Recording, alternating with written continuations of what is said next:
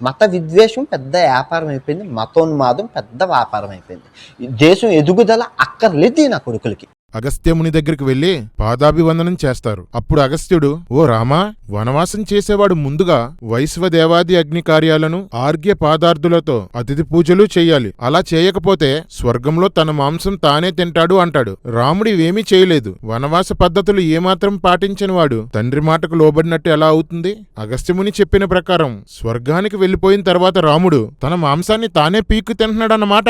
జై శ్రీరామ్. అగస్త్యుడు రామునికి ధనుస్సు, ఎంత తీసినా ఇంకా బాణాలు వచ్చే 2 తూనీరాలు ఇచ్చాడంట. రే గుడ్డి కుక్కల్లారా, తూనీరంలో నుంచి ఎన్ని బాణాలు తీసినా వస్తాయట. అబ్బబ్బబ్బా, చెప్పారులేరా సొల్లు పురాణం. దాని పేరే రామాయణం.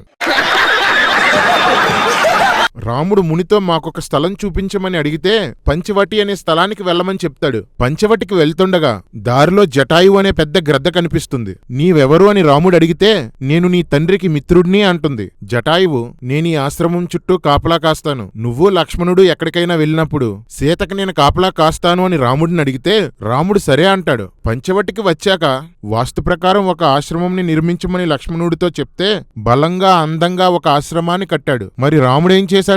శుభ్రంగా అందులో కూర్చొని తింటాడు. రమా, నువ్వు భార్గవరాముడివి కాదు, బద్ధకరాముడివి.